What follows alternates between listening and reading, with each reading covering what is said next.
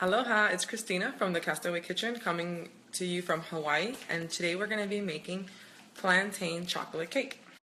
So my blog, The Castaway Kitchen, is all geared toward paleo recipes, healthy but super delicious, and you can find me at. So this is the blog, and there's lots of good stuff here, Instagram, and Facebook. So here's the recipe, and a love note from my husband, which is ridiculously corny. The oven's preheated, and I have pretty much all my ingredients set up except for my plantains. I'm going to show you. This is the perfect greenish yellow plantain. Plantains, this color, are called pinton. That's what Cubans call them, and they're the perfect mix of starchy but a little soft, and they yield better to baking. I'm going to peel my plantain and mix it with 2 eggs, half a cup maple syrup, 2 tablespoons lemon juice, half a cup water, 1/4 cup olive oil, and a tablespoon of coconut. Green plantains are hard to peel, so if you do a slit down the middle, and then you can just peel back the skin, that's the best way to do it. Before I forget, I already have my oven preheated to 325 and 2 6-inch cake pans already greased and ready to go.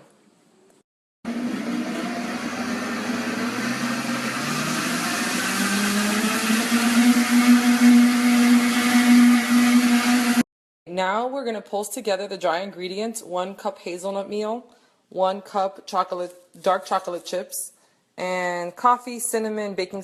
Using a good chocolate is important, especially when baking paleo. Look for dairy-free, soy-free. I'm using this kind, and I love it. So now we're just going to pulse together the dry ingredients until the chocolate chips are all broken out. It's just like this chocolatey flour mix, and now we're going to add this to the blender with the plantain mix. So in the blender, you don't want to over mix. I would just start on medium and maybe bring it up to high. It's going to look like cookies and cream when it's done. Now we're going to pour this into these 2 cake pans as evenly as possible. Fingers crossed. Now we're going to put these bad boys in the oven at 325, and you see I have a baking sheet in there. So if your oven's not so good, this helps with baking them more easily. So now that the cakes are in the oven, what are we going to do for half an hour? Just, drink coffee? Nah, we're going to make caramel sauce. This caramel sauce, we're using 2 ingredients I feel very strongly about. First is this Tin Star grass-fed cultured brown butter, and the other is coconut sugar from Nutella. Okay, so we've mixed in the 2 heaping tablespoons of the ghee, the half cup of coconut palm sugar, and 1/3 cup coconut. And now we're just going to whisk here at medium heat until this begins to simmer and thicken. So I'll check in once it's done because we'll be here a while, maybe 10 minutes. So if you need to reference the recipe, this one's on the blog. Just search plantain chocolate cake. Okay, we've got a good simmer going on here. I'm going to show you what it looks like when it coats a spoon and it's ready. If you have any more questions, feel free to send me a snap. This smells so good. So it's almost ready. I just want it a little bit thicker. So the caramel sauce is ready. I'm just going to take it off the heat, but keep it around the stove so it doesn't stiffen up, because then we have to soften it anyway. While the cake finishes up, there's about 20 minutes, we'll talk toppings. So I have fresh strawberries and a poached pear. I think we're going to go with the poached pear today. Last time I made this cake, I did roasted cherries, which were awesome, but I didn't find any at the store. So I did the pear, and I'll tell you how I poached it.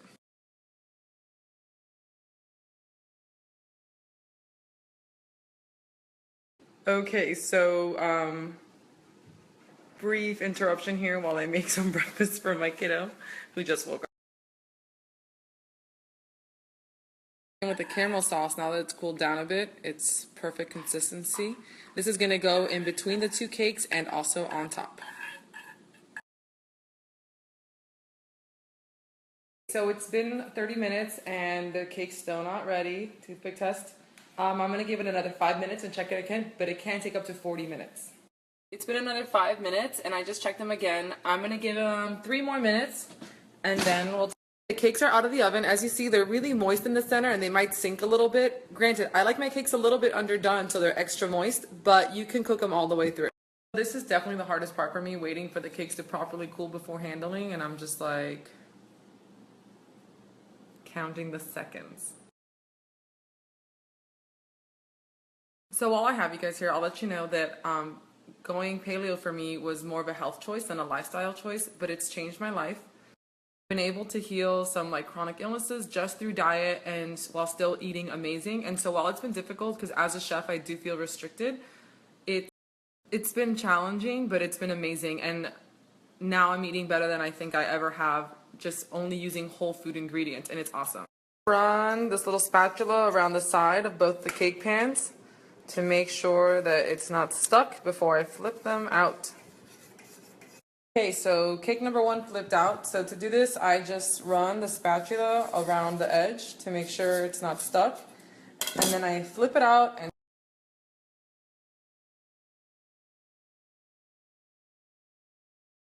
the benefits of not using buttercream and just using a caramel sauce is that you don't have to wait until your cake is cooled to start dressing it up. So after smearing an even layer on, I'm gonna do my drizzles. So I'm just gonna grab this and kind of go back. And you wanna let it. Now we're gonna do the top. So again, we're gonna kind of smear a layer on. And the great thing about this, it doesn't have, as I was saying, it doesn't have to be perfect. I have a nice little even layer on, and then I'm gonna grab my poached pear, add that there, and then, so then you're just gonna kind of drizzle this all over the pear. It's great because it can just be like, all right, so the cake is done. Easy peasy, right? And there you go. My time here is done. Thank you so much for hanging out with me.